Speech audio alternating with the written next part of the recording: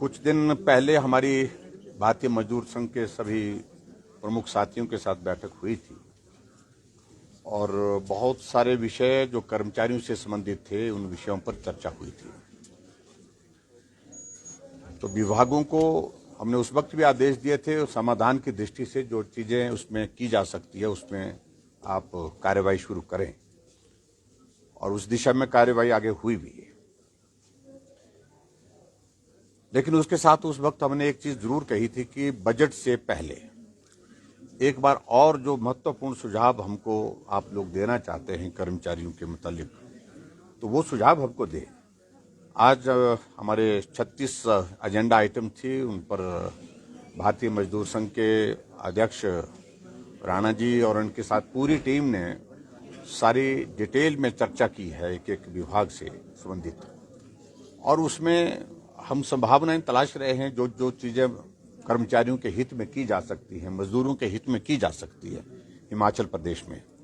हालांकि मैं इस बात से भी सहमत हूं, मैंने वाकिफ भी किया सभी साथियों को कि कोविड की सिचुएशन के कारण बहुत सारी चीजें जो करने की दिशा में हम आगे बढ़ करके सोचते थे उसमें कठिनाइयां हैं, लेकिन फिर भी उसके बावजूद हमारा ईमानदार प्रयास रहेगा कर्मचारियों के हित में, और हमारे कर्मचारियों के साथ साथ में हमारे जो मजदूर हैं उनके इस हित में जो है जो भी बेहतर किया जा सकता है वो बेहतर करने की कोशिश करेंगे। ये हमने आज की बैठक में कही है।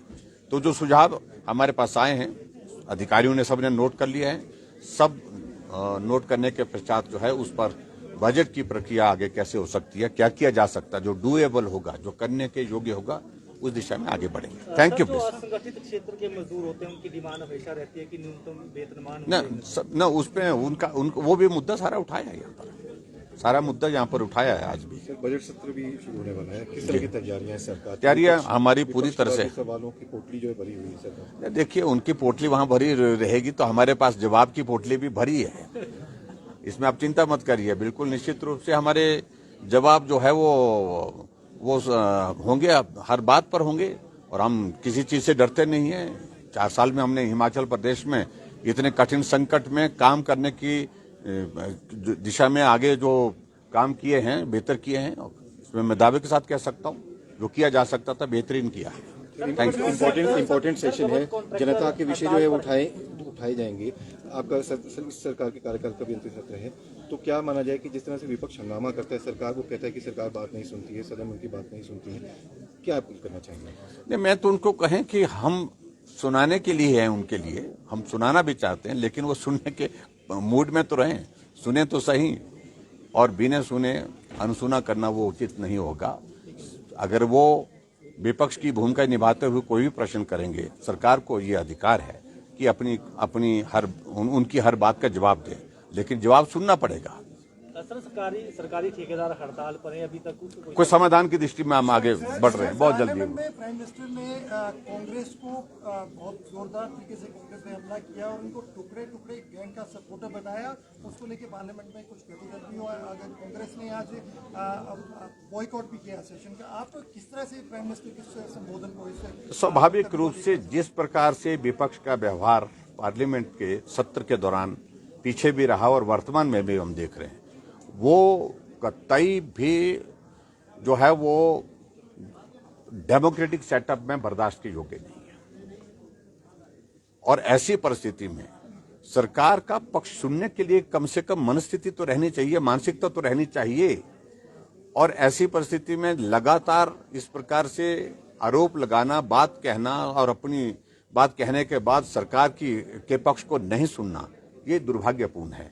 और आदरणीय प्रधानमंत्री जी ने ये सत्य कहा है, बिल्कुल 100% सत्य कहा है। जिस प्रकार से कांग्रेस सत्ता के बाहर जो है वो छटपटा रही है, सत्ता को हासिल करने के लिए कुछ भी करने के लिए तैयार हुई पड़ी है, वो एक परिस्थिति दिखती है।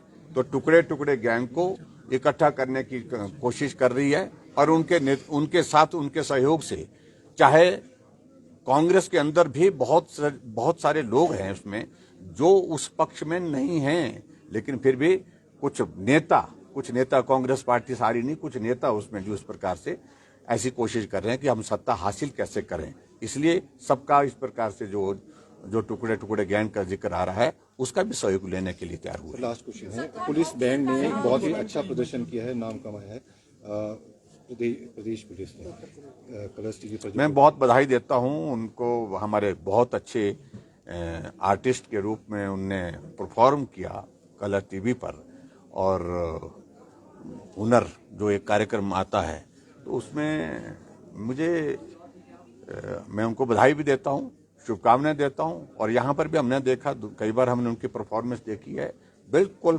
परफेक्ट जो है, जिसको प्रोफेशनल जिसमें जिस तरह से ये करते हैं उनसे कम नहीं, उनसे बेहतर करते हैं। और हमारी पुलिस ऐसे भी, चाहे वो क्राइम है उसमें भी बेहतर काम करते हैं, उसमें भी क्राइम को रोकने के लिए।